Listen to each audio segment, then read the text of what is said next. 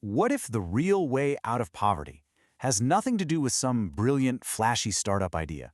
What if it's actually about boring businesses? Yeah, I'm talking about the kind of work that's not glamorous at all, but it quietly pays the bills, builds real assets, and totally changes lives. That's exactly the reality we're going to dig into today.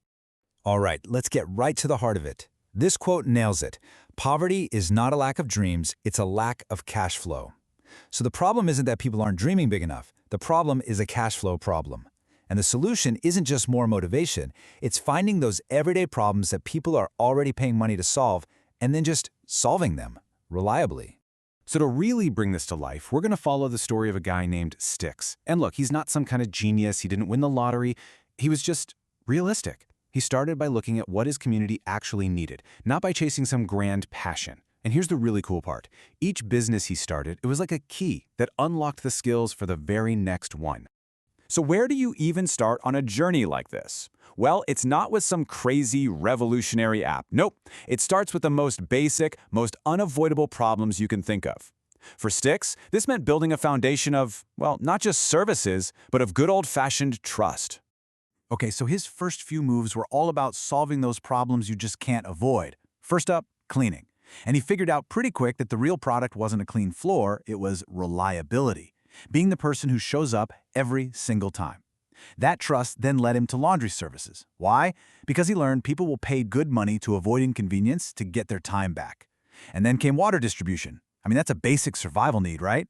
And this taught him something new, logistics, how to manage volume and master delivery routes. And this is where he had his first huge breakthrough. He made a shift. He went from getting paid per job, which is like being on a financial roller coaster, to getting paid on a subscription. It sounds so simple, right? Moving his clients to a monthly bill. But trust me, that one move changed everything.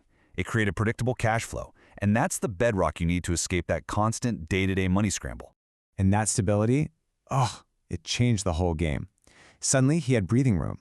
He could stop just hustling, and he could start building actual systems.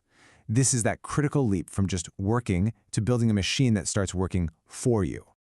Just look at the difference here. It's night and day. On one side, you have the per-job hustle. That means you're selling every single day, your income is totally unpredictable, and you're always chasing the next client. But on the other side, monthly contracts. Suddenly, your cash flow is predictable, payments are automated, and you can finally shift your focus from constantly selling to just serving your existing customers well. So he took this system and basically put it into overdrive with his next two businesses. First up, waste collection. I mean, another one of those inevitable problems, right? Perfect for a monthly contract. Then he added a mobile car wash. And you might be asking, why a car wash? Well, think about it. He was already there, visiting the same houses week after week. He had this massive realization. It is so much cheaper to sell another service to a customer who already trusts you than it is to go out and find a brand new one. And that subscription model, that was the key that unlocked it all. Okay, now pay attention, because this next step, this is the real turning point in the whole story. This is where Stix stops trading his own personal time for money and starts managing assets that make money for him. It's the jump from pure labor to pure leverage. And the breakthrough came from a security service. Now get this, he wasn't the security guard himself, he was the manager of the guards. This forced him to learn how to manage people, handle accountability, deal with high-pressure situations, and then it hit him. This skill was the key, because if a client trusts you enough to manage the safety of their people, they'll definitely trust you to manage their property. In this right here, this shows you his whole financial evolution. He started at the bottom with active income, literally trading his sweat for dollars. Then he leveled up to managed income, getting paid to manage other people's work. And that skill, that management skill, unlocked the final stage, passive income. Money from assets like storage and real estate that makes money for him whether he shows up to work or not. So what exactly is an asset-based business? Well, it's pretty simple.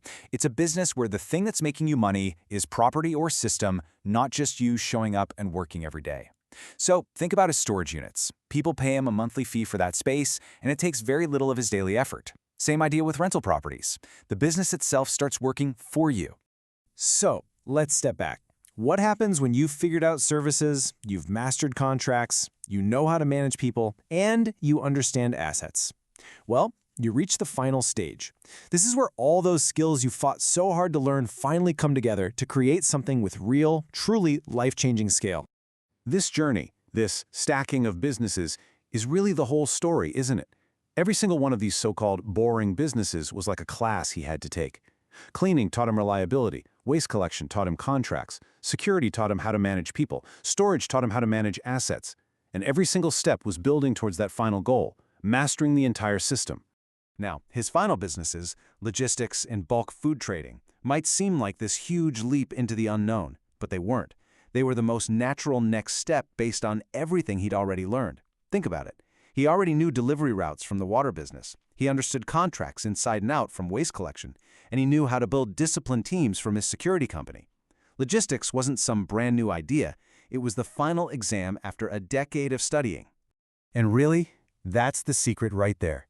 His wealth wasn't built on one single flash of genius. It was built by carefully, methodically stacking 10 simple, essential, and yet kind of boring businesses, one right on top of the other, each one making the next one possible. Which brings us to the ultimate lesson here. Look, a small business can earn you a living, and that is absolutely amazing.